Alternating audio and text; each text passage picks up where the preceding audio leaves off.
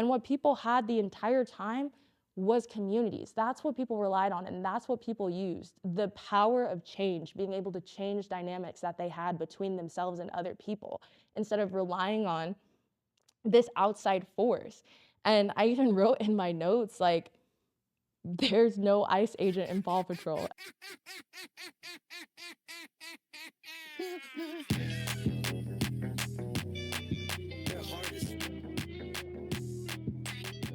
Hey guys, welcome to the Bloc Cast, the podcast starring me, Angel from the Bloc. And today I want to talk to you guys about how I even got here. Okay, that's something that the other day I posted to my Instagram. It's at Angel from the Bloc. And I asked like what people wanted to hear me talk about on the pod. And I asked literally an hour before I filmed the first episode. So I realized that was like a useless question because there wasn't enough responses by the time I got here. But I was able to review them for today's episode, and a friend of mine actually asked for me to tell like my story of how I even like got involved with activism and all that stuff.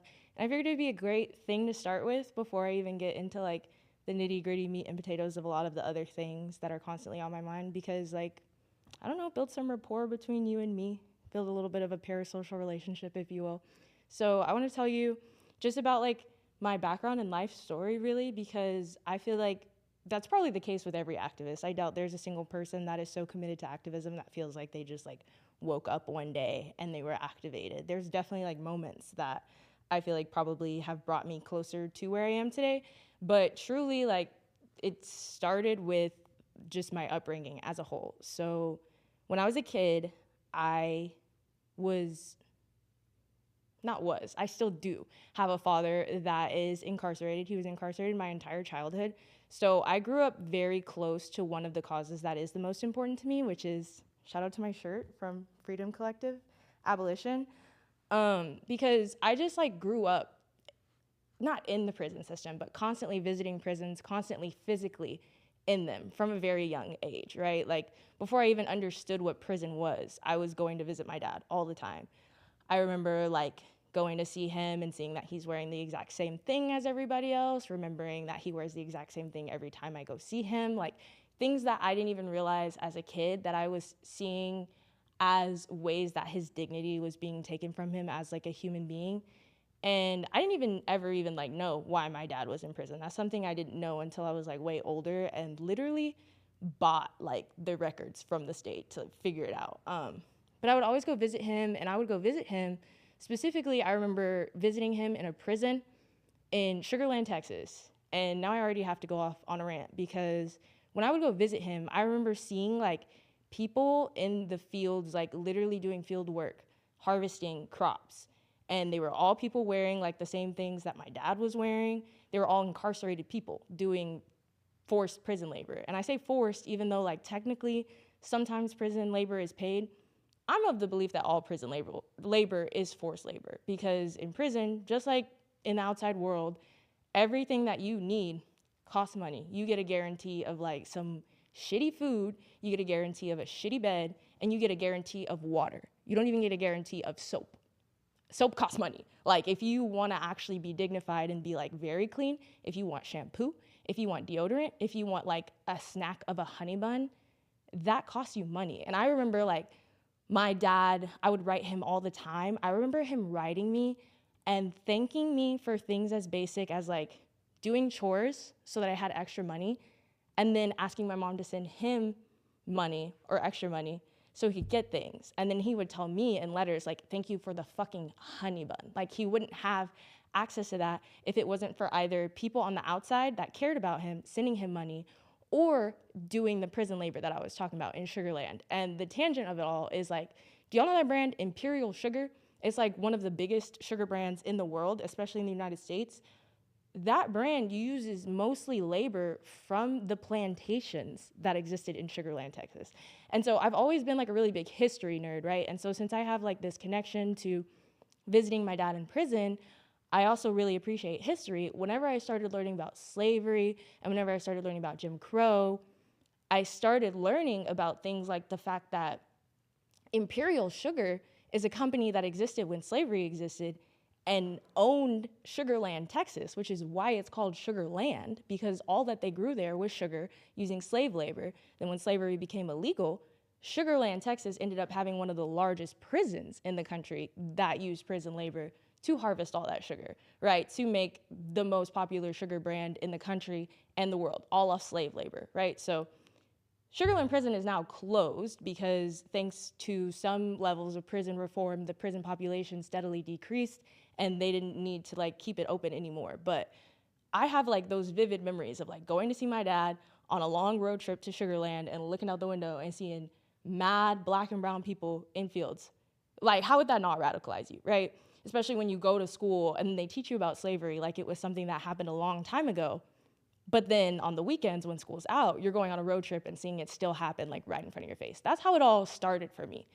And then the ball kept rolling because in middle school, I went to a humanities and law magnet program. It was actually so cool. Like, when I reflect on my educational experience, I'll talk more about like all the different programs that I did throughout school, but I was so blessed to be able to like go to all of these programs that really radicalized me. Like, honestly, what made me an activist is the type of care that I was able to receive as a child that had an incarcerated father, incredibly poor single parent with multiple other siblings. Like, my childhood was very hard, but it was also really great because of all of these free programs I had around me that made me really passionate about being involved in community because I've seen firsthand like what it can do for other people.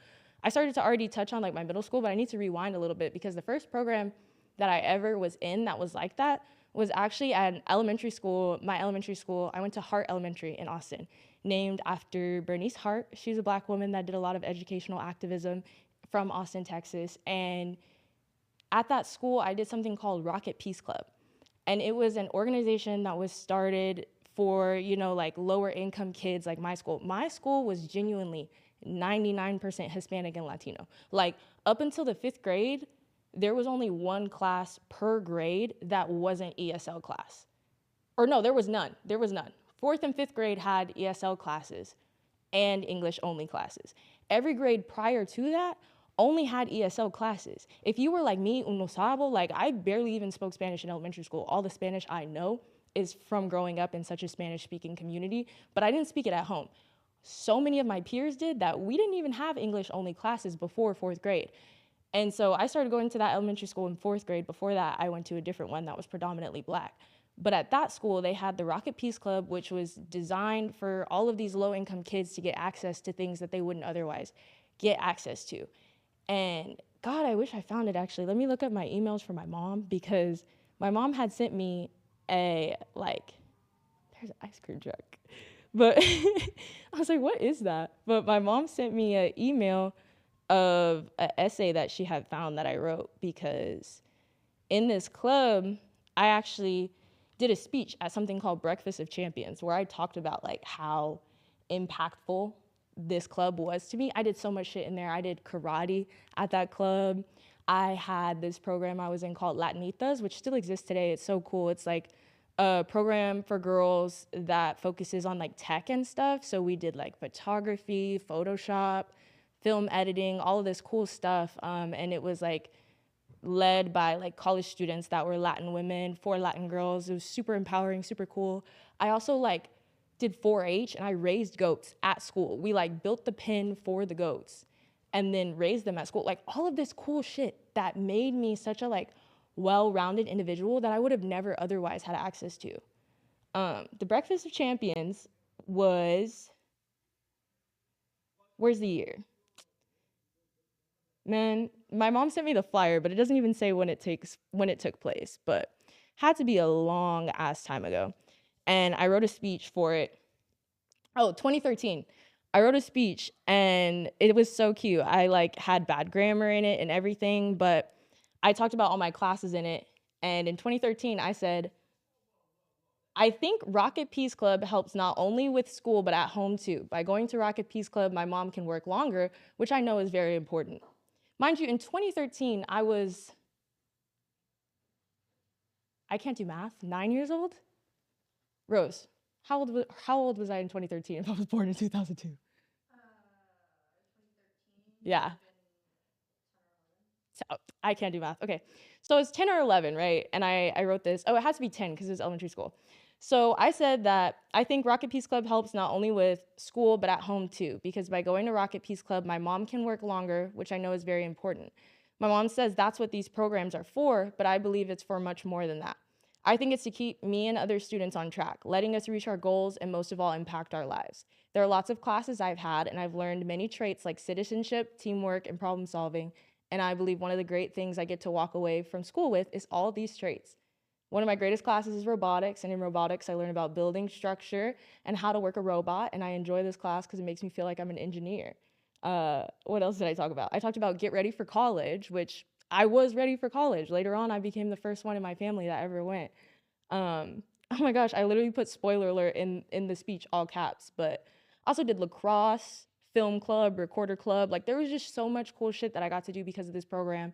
And apparently I gave a speech. I have no memory of this speech, but it was for a bunch of important donors or something. But that like started to really just teach me how important it was to rely on other people and have other people care about you so that you can do good even when you don't necessarily have the resources yourself. That's what that instilled in me when I was like 10, so I could write a whole speech about it. And I also remember there was like this girl that I was friends with at that time too that had a BACA jacket, Bikers Against Child Abuse. It's a biker gang where the whole thing that they do is that they will find children who are victims of child abuse through like their caseworkers. Obviously, I feel like find children sounds suspicious, but like through caseworkers, they will work with them to basically like mentor these children. If the children think motorcycles are really cool, the biker gang will like pull up, show the kids the bikes.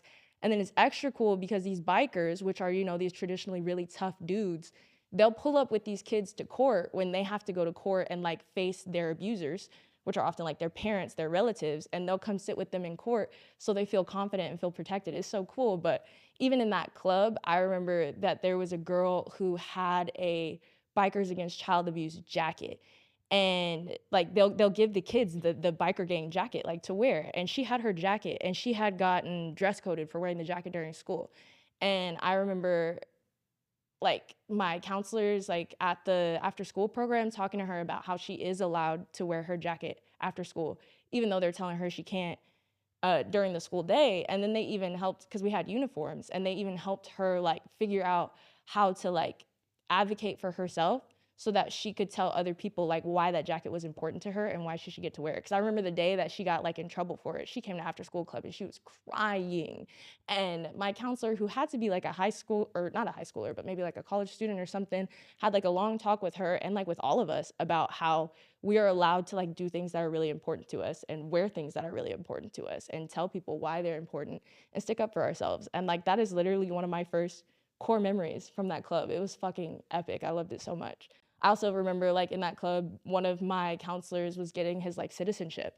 And I remember I mentioned citizenship in the speech I was doing, and it's probably because we would literally help him practice for like his citizenship test, and he would quiz us on like American history, and we would help him learn. And it was like this whole cool thing. We had a little party for him with American flags when he passed and got his green card. Like it was such cool community at such a young age that I really think followed me for the rest of my life. And then in middle school, like I said earlier, I went to fine arts, or not a fine arts, that was college or high school. But in middle school, I went to a humanities and law magnet program. Again, super cool program. Like it has to be rare. I don't know how many humanities and law magnets for middle schoolers exist, but I went all because my friend was going, literally. I didn't even know what it was, but you had to write an essay to get into the program, an essay on a current event. And so at that time in 2013, I believe it was, or maybe even 2014 at this point, I wrote an essay about Trayvon Martin. And when I heard about Trayvon Martin in the news and stuff, like I think it was CNN, like for kids or something that we would always watch at school. And I learned about Trayvon Martin. And so in the summertime, when I had to write this essay, I wrote an essay about him because I had older brothers that looked like him. That honestly, I remember being very scared as a child, thinking like, that can happen to my brother. Like my brother can just be outside with a bag of candy in his pocket and not come home. Like that really deeply upset me because I've seen my whole life my dad being incarcerated, and now I'm seeing people that aren't even incarcerated and quote unquote doing things wrong being killed in the street just for looking suspicious. So I wrote an essay about how I felt like that was wrong and how Trayvon Martin should still be alive. And that's what got me into the program. And then in the program, we did like mock trials and shit. I remember I did a mock trial where I had to prosecute someone on Humpty Dumpty's behalf and try to get his medical bills paid. Like, it was really silly, age-appropriate shit, but it really instilled in me like a very strong sense of justice. Like, we had to watch 12 Angry Men and read To Kill a Mockingbird, all that stuff. And it really shaped how I felt about justice and law. Because in things like To Kill a Mockingbird, it's questioning like, why is this Black man being blamed for this crime without any evidence? Like, we need to get to the bottom of who actually did this. And if you haven't heard of 12 Angry Men, it's a movie about a jury and how there's really not significant evidence to convict this man of a murder. But a lot of the jurors, out of the 12 of them, they just want to go home at the end of the day, but they're forced to be on a jury. And so they're mad at this one guy of the 12 men that really wants to make sure that beyond a reasonable doubt, that man is guilty. And everybody gets mad at him. They're angry with him because he wants to make sure that they are actually justifiably deciding on someone's life, and everyone else just wants to get jury duty over with and go home. Really good movie if you haven't watched it, but like, that's the type of shit they were showing me in middle school. I genuinely feel so lucky that I had that access to that type of education, because then in high school, I went to a fine arts academy and it was for dance. So it was not politically focused at all, or shouldn't have been, yet the type of dance that it was postmodern dance, which is a genre of dance that was created and often used for activism. Like, we had to learn about how in postmodern dance they would do pieces in dance protests. And that's why when like people try to make fun of people that are dancing at protests or making performance pieces as a form of protest, and they're talking shit and they're like, oh, look at my leftists, we'll never have a revolution because like they're dancing at the protest. But it's like, well, if they really thought about it, if they really put effort into the piece, they're doing expression. Like, human expression is essential to our experience and our processing of trauma, right? And so if we're trying to process something that is really heartbreaking, deep, emotional, hard, traumatic, processing it through physical movement is an excellent way to do it. And exhibiting the causes that you care about through physical movement is also an excellent way to do it, because it brings attention. Does it fully explain the cause? Absolutely not. Like, you need more than just that. But there's not a single form of activism that is like the one sole kind of activism that we need. Like, me personally, the dancing activist can stay. And so I was really into that type of dance as protest when I was at that fine arts academy too, but didn't really go anywhere because I had to end up leaving that school because I was scrapping a little too much and I fought somebody who was kind of crazy. And so I had to leave. And then I just got radicalized further because while I was there, I wrote this essay, right, that was on segregation. And this was at like McCallum High School if you're in Austin, and I like was taking keyboarding class, and I already learned how to type in middle school. So whenever I took keyboarding class, I already knew what the fuck to do. So it was basically like my free time, except it had to be academic free time. So the teacher told me that I could like apply for scholarships for college or find like a personal project to do. And so I was applying to scholarships. I found a scholarship from the Equal Justice Initiative, where you had to write an essay about academic inequality. And so I'm like studying academic inequality across Austin, trying to find something to write about. And I discovered that I-35, the highway in Austin, right, was used to segregate Austin according to like the city plan of Austin. Like, this isn't like a hypothesis or a conspiracy theory. Like, no, like in the city plan, they wrote like Negroes and non-white people will live on the east side and white people will live on the west side. They wrote that in. And then at the time in like 2015 or something, when I was writing this essay on academic equality, I found that all of the schools that didn't have satisfactory scores on standardized testing that were quote unquote failing, they were all on the east side of I-35. All of the schools that were passing, they were all on the west side of I-35. The high school that I was at, McCallum, being one of them, right? And all of these schools that were on the west side were still, to this day, in the 2010s, they were still majority white. All the ones on the east, still, most of them majority Hispanic, if not all of them, if I'm not mistaken. And so I basically wrote my essay on how segregation continues today and like the effects of it, despite the fact that it's quote unquote illegal, because we still have all of the white schools on the west side and all of the Latino schools on the east side, and we still have only passing on the left, only failing on the right, east and west, left and right, same thing. But this essay ended up winning, I think, second place in the Equal Justice Initiative like essay competition. I ended up getting a scholarship for it. It was dope. But yeah, like I said, I ended up scrapping a little too much at McCallum, so I had to leave. Where did I end up going? A high school that was actually in my neighborhood, because I lived on the east side, right? I got dropped off by my mom. Ooh, sorry, microphone. I got dropped off by my mom all the way on the west side at McCallum High School every day after a little bit of a commute, but I did not live over there at all. So after I got into too much trouble over there, I had to go to my actual neighborhood school. And that's where I saw the difference that I was writing about, right? Like at that school, I remember the only language that you could take if you wanted to get like an extra language credit was fucking German.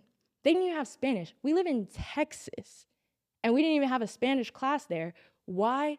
Because all of the students already speak Spanish already, so they didn't bother hiring a Spanish teacher for Spanish speakers to take Spanish, even though Spanish speakers can still improve their Spanish skills.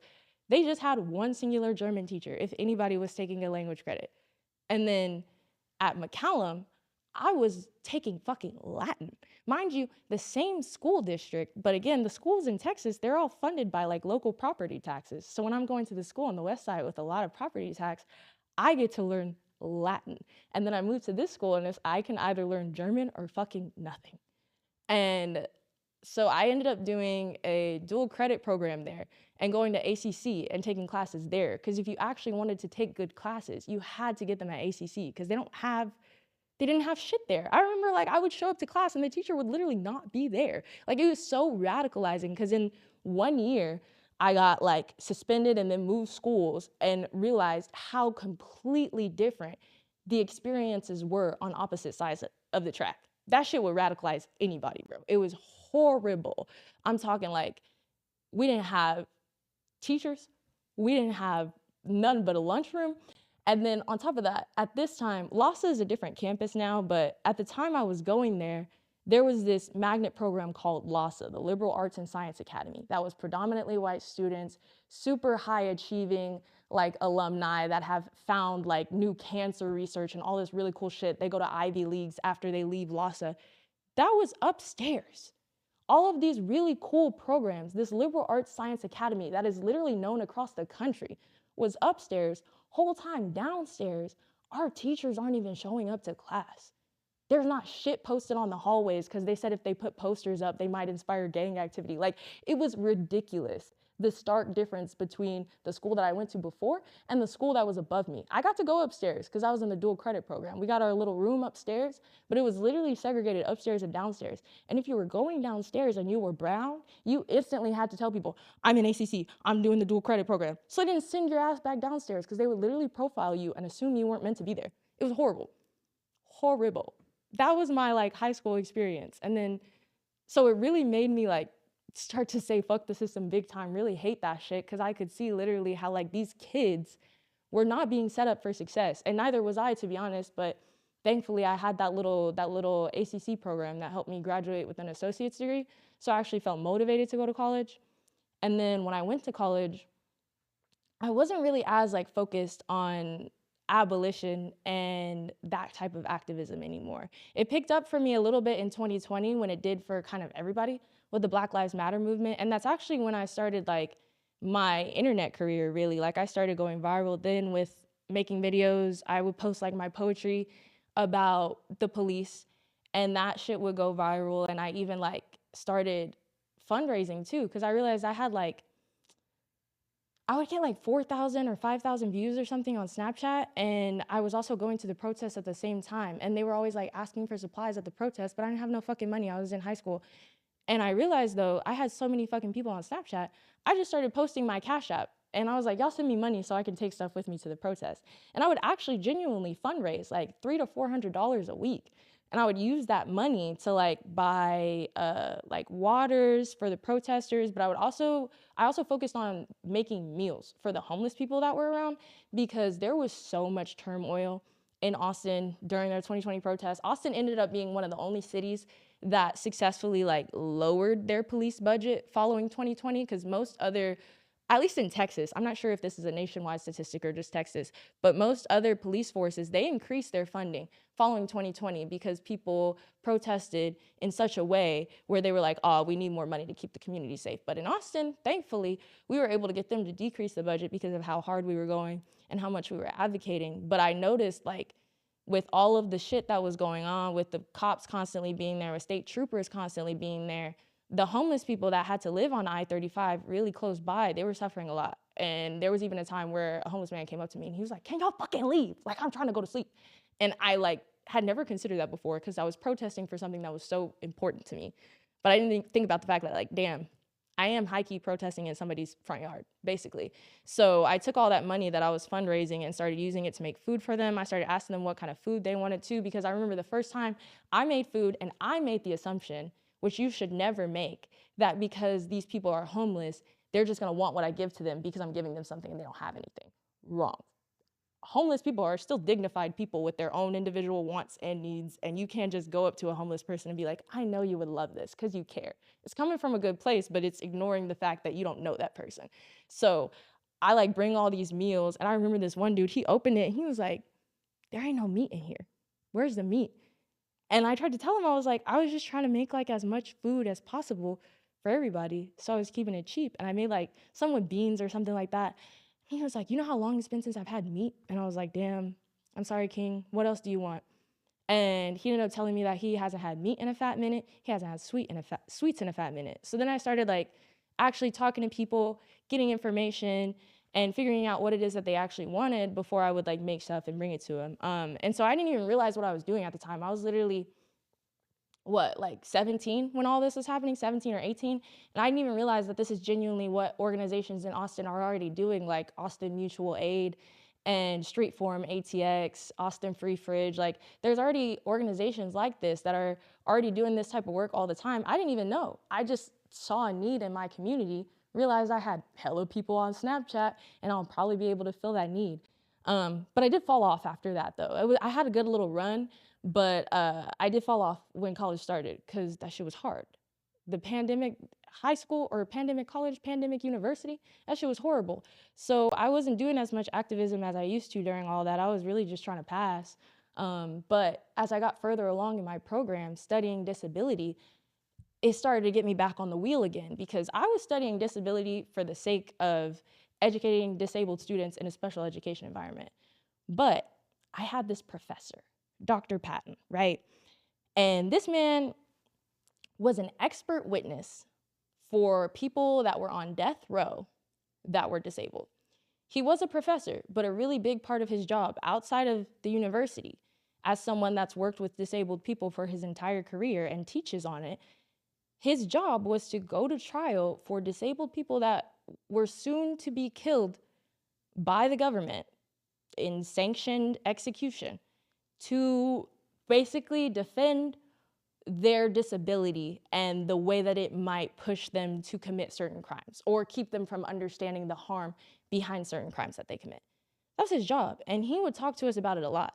And he would talk to us a lot about how brutal life was for disabled. I shouldn't even say was, it still is, because he's still doing his job. He would talk to us constantly about how brutal his job is, where he will have to go into the court of law and explain disability to judges, to prosecutors, explain how disability affects these people. And it just really started to radicalize me further, because it's like they don't even know. They need an expert witness to come in after they've already prosecuted the person, after they've already incarcerated them, and after they've decided that that person deserves to die.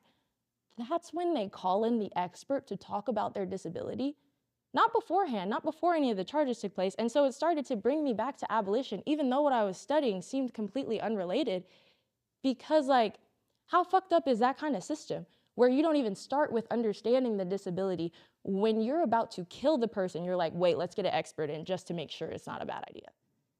And so imagine how many times that's happened in the past, or even before expert witnesses were even a thing, where They're sitting here playing with life, playing God, deciding who should live and who should die when they don't even fully understand the way that that person's brain is working. It's insane. It's not okay. And so I started to learn about that. I also started to study the school to prison pipeline, and I learned how like kids with ADHD, kids with autism spectrum disorder, kids with significant trauma, all things that would get kids like a Section 504 under the Americans with Disabilities Act. Even with like Section 504 and accommodations at school, these kids are astronomically more likely to get suspended from school. Kids that get suspended from school for their behavior, astronomically more likely to go to prison. And then they go to prison in the future, and they're astronomically more likely to go back. People in the US, 50% of them that go to prison within 5 years go back to prison because we don't have a system set up for people to be successful. And it doesn't just start at prison, it starts all the way back when people go to school, when they get suspended, when they have these disabilities that don't get addressed. And even in juvenile detention centers, which I had to study because my program in college, it was on special populations. So it was talking about not just disabled people like physical and mental disability, but also disabled people like children of immigrants, children with incarcerated parents, or children that are incarcerated. Those are all very special scenarios that require specialized education. Because kids in prison, they still gotta have teachers. I was interested in maybe being one of them in the future. And so I'm studying them, and I learned that the majority of children in juvenile detention have mental illness and mental disabilities. The majority of them, not even like half, not even less than half, almost all of them. I think it's around 75%.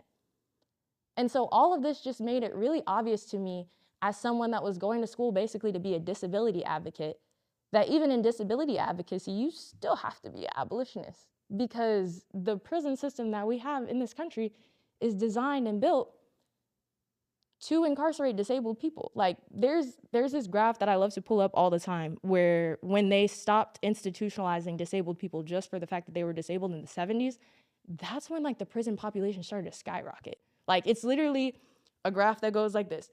Prison goes down, or not prison, institutionalization for psychiatric reasons goes down, right? Because now you have to actually prove that that person is a threat to society instead of just proving they're disabled.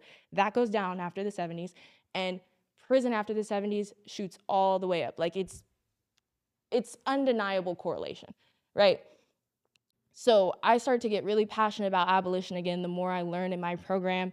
And it just convinced me, honestly, that being a teacher, at least in a traditional classroom, it wasn't going to be it for me, brother. It wasn't, because I didn't want to be a part of a system where I would have to contribute further to that pipeline, right? Because at the end of the day, if I don't like suspend a kid for breaking conduct, if I don't report this child breaking conduct, I'm the one that gets in trouble because I'm not following policy.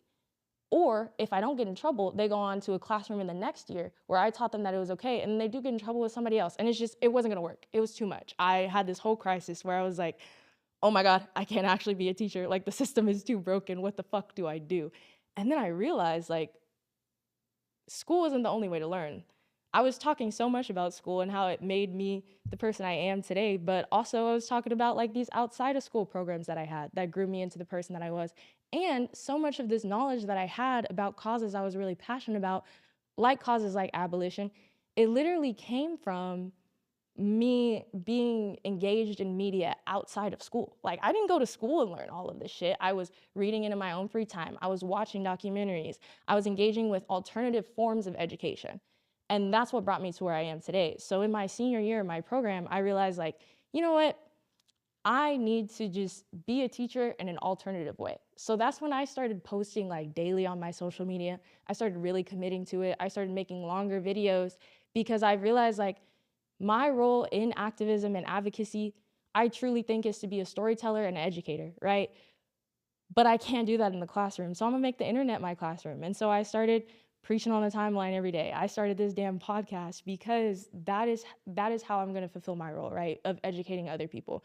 There's still other things that I do with my community, like I do volunteer when I can. I do promote other people's events. I also try to like get people connected to other forms of advocacy as much as I can. But like this right here, this is my role for real. So yeah, I don't know. I feel like I didn't breathe the entire time I was talking about that, but that is how I ended up right here at Dawa. And even with like Dawa as an organization being in the studio, like I found an organization called Community Powered ATX, again, through just constantly being online and on social media. And so I would go to their events sometimes, and I ended up going to this event where I met Shaka, who was the founder of Dawa, and he just told me about Dawa, told me what it is. I followed them on social media. I didn't interact with Dawa for like dang near half a year, or maybe even a whole year, but eventually I realized like, shit, this is a really cool organization. And so I was able to end up here. But for me, a lot of it starts online just because that's where I spend so much of my time. So if I'm going to spend so much of my time there, I want to help contribute to the positive force that's in it, because it can absolutely be negative, a lot. There's a lot of bad pipelines, but if there's the potential for a bad pipeline, there's also the potential for a really good one. So this is me trying to rock my way into the good pipeline. I'm trying to see if there was anything that I missed from my notes, and I actually wrote this quote from Boondocks. That's one of the shows that I would watch as a kid that I feel like radicalized me. If you don't know what Boondocks is, it's a cartoon, and it is like a parody, right? So it talks about a lot of political things, but it talks about them in a way that makes fun of them, right? A lot of Black experiences, to be specific, and it focuses on two kids, and the two kids are like the opposite ends of the Black experience, and I really identify with Huey. Huey is a kid that is super woke, sometimes too woke. He's also a domestic terrorist. He's wanted by the fucking CIA for like trying to break activists out of prison and all this shit. That's Huey. And then on the other end is Riley, who is like the most ignorant nigga ever, just like on the opposite end. And they're brothers. They live together. They share a bedroom. On Huey's half of the room, there's a poster of Che Guevara, and there's a poster of Boosie on the other half of the room. And I have a sister too, so I really feel like that was our dynamic growing up. Not in a bad way. I'm not calling my sister ignorant. She just wasn't like super in the books and super woke like I was. But there's this quote from Huey from an episode that I watched the other night where Huey goes to a prison to try to get scared straight, right? And the prisoner tells him, y'all think it's just us in here, but this is about an oppressive, fucked up system designed to keep niggas down and shit. Y'all wouldn't know nothing about that, would you, little nigga? And Huey responded by saying, I'm gonna try my best to impersonate him because he said it with a really monotone voice. He said, the prison industrial complex is a system situated at the intersection of government and private interests. It uses prisons as a solution to social, political, and economic problems. It includes human rights violations, the death penalty, slave labor, policing, courts, the media, political prisoners, and the elimination of dissent. And the prisoner in response is like, did you just say what I said, but smarter, nigga? And like, that's really what I feel like my evolution in activism was. Like, as a kid, I started with like, this is an oppressive system trying to hold niggas down, because I was just mad at the fact like that my dad had to beg for money for fucking honey buns, and that when my dad got out of prison, he relapsed on his addiction and went back to prison shortly after. And I had to grow up my whole life with no fucking dad because this fuck ass system that thinks people that have addictions to drugs need to spend their life behind bars with no opportunities instead of, I don't know, get fucking rehab. Like it was really, when I wasn't super informed about it, it was still outrageous, not even knowing all the details. And then the more details I learned, I just had a more eloquent way of explaining how fucked up we all know it is from the beginning, right? But if you've never watched Boondocks, it's a really good cartoon. 10 out of 10 recommend it. I've been watching it like on a daily basis for Black History Month to try and uplift my spirits, and it's also fucking hilarious. It came out in like the earlier 2000s, maybe like the 2010s, and it is unfortunately still painfully relevant today. That means it's great media, but that also means we have not progressed enough. So if you haven't watched it, absolutely do. And before I wrap up, I do want to talk about Parable of the Sower, because we talked about it last time. You guys were really into it.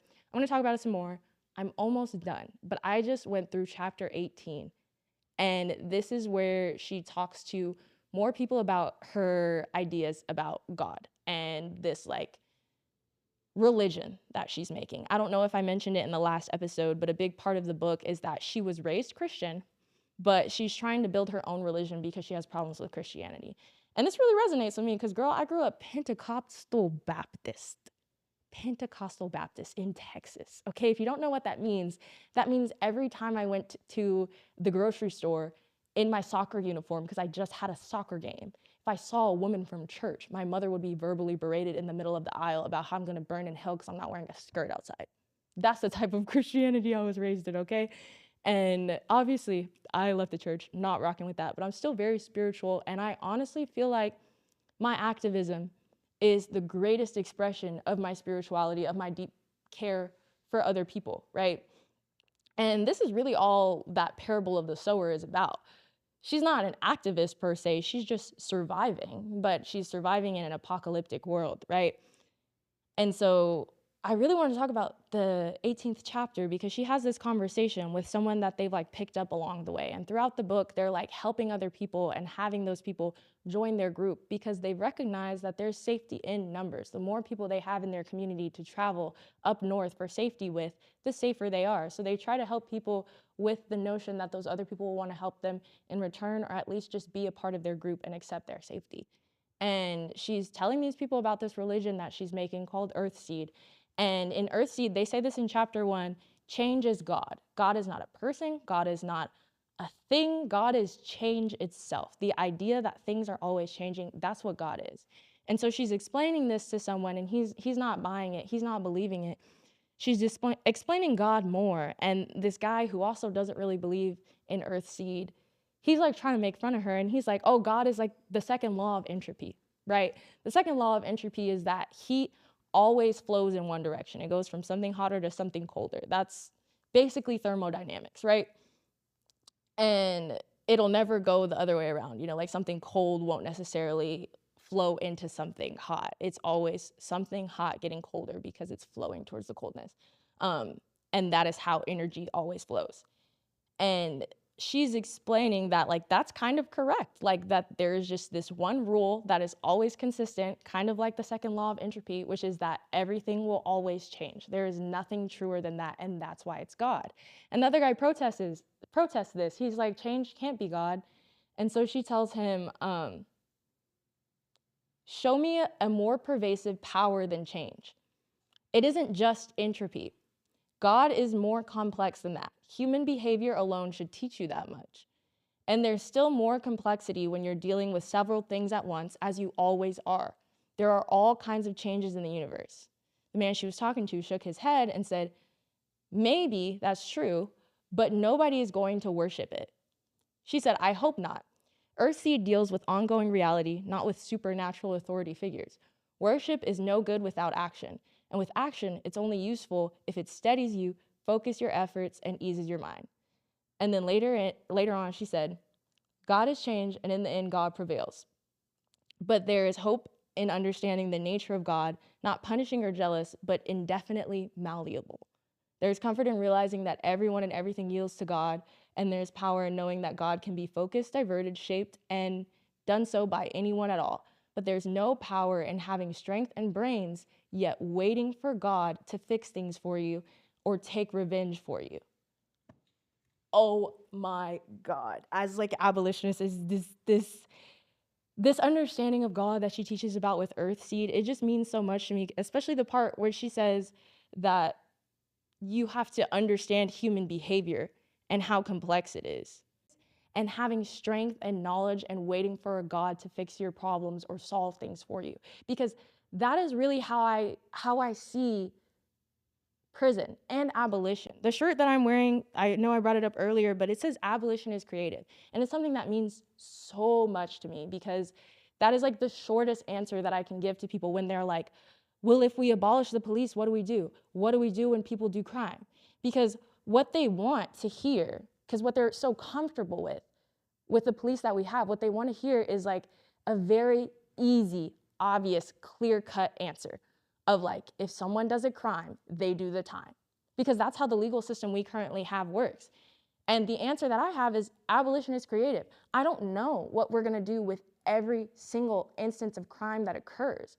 What I do know is that every time a crime occurs, you should be able to, within your community, address that issue, address that situation, find a creative solution that is individual to that individual situation, rather than having a system that, like they said in this quote, is a God that comes and solves all your problems for you. Like, what I hate about the prison system is that it removes us of our problem-solving skills. It makes us all forget that we are all incredibly conscious, knowledgeable, intelligent human beings that are capable of solving problems without calling in an all-knowing, all-authority-having third party to come like wield their magic wand and fix everything. No, like you could actually have a conversation. You could actually dissolve this issue if you really thought long enough and tried hard enough to figure it out. Yet this is not what people want. They want something to worship. They want something, and I say worship because like what she's talking about in the quote, worship a God that will bring some sort of revenge for you. That's really what people do with the prison system. They call the police because they feel like they've been wronged, and then in their head they think, this God is gonna come and stop you, rather than thinking, you did something wrong to me. I can tell you what you did wrong to me, ask you to stop, find a solution, get other people around me to help, get our community together to help solve this problem. That's not something that people think is possible. What it entirely is. The prison system is only as young as 200 years. There was society before that. There were people before that. And there was harmony in societies prior to that. Without these police, without these prisons. And what people had the entire time was communities. That's what people relied on, and that's what people used. The power of change, being able to change dynamics that they had between themselves and other people, instead of relying on this outside force. And I even wrote in my notes, like, there's no ICE agent in Paw Patrol. And I hate that I didn't add extra context, but I remember what I mean. It's just so funny that that's the only script I wrote for myself. But like, from a very young age, we get taught that like the police are the problem solvers, the police are the safety, rather than what we should be learning, that safety comes from knowing the people around you. Safety comes from interacting with these people in a way that is positive and builds community. That's where safety comes from. It doesn't come from cops. It shouldn't come from cops, and it doesn't in real life. Like, we still have such high crime rates despite having police for 200 years. We still have rates of violent crime being solved that are astronomically low. We still have a world where like the least likely case for victims of rape is that their offender is prosecuted and put in jail. That is literally statistically the least likely scenario. All of these problems still exist, with police existing for 200 fucking years. And the only reason that people believe that the police are actually doing something like this is because we sit little ass kids in front of TV and we turn on shit like Paw Patrol, where they see that Chase is on the case and they see his cool little badge, and now they trust him and they think that he's a great guy and that he's doing great things, when the reality is not the case at all. And so we're taught to worship them, we're taught to be comfortable with them. The police come up to our schools and they show us our cool lights and we're so into it. We play cops and robbers when we're kids. We play, I'm gonna get the bad guy, I'm a cop. And it instills in our brain, in the same way that like religion would, going to church all the time as a youth, that convinces you to believe the religion that you believe in and have faith. It gives us faith in this system that we can't physically see working. That's why like when I read that chapter of Parable of the Sower, my brain connected how she was talking about people waiting for a God to come and save them or get revenge to the police, because like Christians, and this is no shade to Christians, maybe this is a bad analogy to make about religion, because I don't actually think any religions are really bad as long as you're not using them to hurt people. But like, if you believe in spirituality and there's not a lot of physical things around it to prove it, that is what faith is, right? Believing in something despite the fact that there is not evidence to show you that it's real. Nothing wrong with that kind of faith, faith as a whole. But what people have in the police is another form of faith, because people believe that the police are saving them, that the police are keeping the world safe, that the police are protecting them.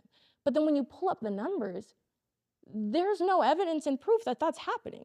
There's no eradicated crime. There's no people actually getting justice for the things that are happening to them. There's some cases, random cases here and there, just like there's random cases here and there in religion of people having experiences where they feel like they've met God, people like, you know, doing a hero dose and having a super spiritual experience. Both of these things are real on both sides. But overall, people just have faith because they just believe it. And instead of going to church to just believe it like people do with their religion, we just live in a world every day that shoves the idea down our throats that we need our police around us to survive. But again, there is no actual evidence that is the case that's working out for us. It's just blind faith. And again, I don't want to make it sound like the religion analogy is saying that religion is bad. Religion is not bad as long as you're not using it to hurt people. The police, they are a force that's being used to hurt people. So it's really something that you should question the faith you have in it and really look and see what effect this system is actually having on people, because it's a very harmful one. Okay, my last thing that I want to discuss is today's block op. My block op today, once again, is an entire organization, and that organization is the ATF, the Federal Bureau of Alcohol, Tobacco, and Firearms. The ATF is my block op today because of what is currently going on in Mexico. On the 22nd of February in Mexico, what is this man's name? El Mencho. El Mencho was killed in Jalisco, and he is a cartel leader of one of the many cartels in Mexico. He was killed by the Mexican military, right? And the Mexico Defense Minister, Ricardo Trevilla Trejo, said that as with other Mexican crime scenes, about 80% of the recovered weapons at the crime scene where El Mencho was killed were recovered weapons bought in the United States and smuggled across the border. 80% of them. 80%. The ATF's whole job is to regulate firearms, right? Regulate the sale of them, make sure they're going to the right place. I'm born and raised in Texas. In the state of Texas, I, according to the ATF's rules and regulations, can walk into Academy today with no gun license and legally buy a firearm, legally keep it in my car, legally have it at home. I can go on Craigslist, Facebook Marketplace, probably not Facebook, it's probably not in their regulations, but I can go on the internet and set up a private sale from another private citizen of any type of firearm and legally own it with no gun license at all, no trace of the sale at all. I can buy it in cash and it's legally mine. Should I be like pulled over by the police? As long as I can call that person up and get them to prove that they sold me that gun, it's chilling. The ATF does not actually do shit to regulate firearms. In fact, they do the fucking opposite because like Minister Ricardo Trevilla Trejo said, 80% of the firearms found at the murder of El Mencho were from the US, right? And in a study that the ATF did, or rather a report on their own work, not a study, they found that between 2017 and 2021, 74% of the recovered firearms that they took from crimes in Mexico came from the United States. 74% of them. That's damn near 3/4 of all of the guns used in crimes in Mexico that they recovered came from the United States. They're not actually doing shit to stop the flow of guns into Mexico. In fact, there's a whole term for it. It's called the Iron River, right? So Trump and all of these people in the government, they try to talk shit on Mexico all the fucking time, talking about how they're not trying to do anything to stop this cartel drug problem that they have in their country. Talk all this shit about it, yet ignore the fact that the majority of the firearms that these people in Mexico use to do these crimes, to have these cartels, they're coming from the fucking United States. They're coming from the fuck-ass ATF not doing a damn thing to make sure that Iron River stops flowing. That's how they have all the firearms and the weapons that they do to have a cartel. When they killed El Mencho, they found a rocket launcher and a drone that are military grade that you cannot get out of the United States. A fucking rocket launcher. And he got it from us. They talk all this shit about it like it's this outside problem when it literally starts here and flows down there. Not to mention the fact that the majority of drug users, the majority of the market that Mexico sells to is people in the United States. The United States spends billions of dollars a year on drugs. If, I don't know, maybe you say did something about healthcare, gave people addiction treatment so they didn't buy all those drugs all the time, it would probably stop the flow of cash to the fucking cartel. Or maybe if the ATF started literally allowing guns to flow into Mexico, we wouldn't have such a big issue. And the state of Jalisco wouldn't have been shut down. And it wouldn't be a crisis in Mexico right now. But here we are with the ATF that in 2006 and 2011, they purposefully allowed licensed firearm dealers to sell weapons illegally to Mexico, hoping to track the the guns to Mexican drug cartel leaders and arrest them. In multiple different operations, they literally allowed people to illegally sell guns to Mexico with the hopes that it would help them find who the cartel members were. Ignoring the fact that selling them these guns means people are going to die, ignoring the fact that they might not get these guns back, they just did it because they wanted leads and people's lives were on the line. So they just went ahead and were like, yeah, you can illegally sell those. Fuck the ATF. Big fuck the ATF. In fact, I can't remember the exact numbers, because I read it like yesterday when I was trying to prepare for this episode. But in one of the operations, I believe it was Operation Fast and Furious, they sent thousands, I'm going to use general numbers to avoid misinformation, but they sent thousands of guns into Mexico on purpose, illegally on purpose. In this Operation Fast and Furious, they got hundreds of them back. And not even a lot of hundreds. I believe the number is somewhere near 200 of them they got back when they sent around 4,000 into Mexico. And they got not even a fourth of those guns back. And all of those other guns were just floating around Mexico, enabling cartel violence. This is not what you do when you're a federal bureau that is actually interested in protecting the people of the United States and the people of Mexico. This is what you do if you're a federal bureau that is interested in making money through the sale of firearms and interested in enabling a system of imperialism to continue. Because what having a drug war in Mexico does is worsen the social structure in Mexico so much to the point where people want to flee Mexico to work in the United States. And they want to flee so bad because they might literally die that they're willing to do things like agricultural labor in the United States for below minimum wage, or construction labor for below minimum wage. You can't get people to do that if they don't hate life so much at home. How do you get them to hate life so much at home? You start an iron river. So yeah, 10 times fuck you to the ATF. And that's gonna be all I have for today because I'm out of breath. So thank you for watching this episode. Sorry if it's a little scatterbrained. I barely slept because I've been moving and packing, but it was a lot of fun to yap about myself for that long. And it's not a lot of fun to say fuck you to the ATF, but I'm glad I got to get it out of my chest. So if you enjoyed watching, make sure you check out my podcast on Instagram. It's going to be the Bloc Cast.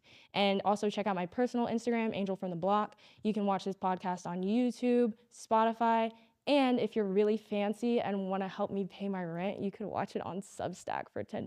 But yeah, it literally is free everywhere else, so you don't have to do that. It's just like to help me a little bit because you're so kind. But yeah, I really appreciate you hanging out with me. I hope I see you next time. Bye.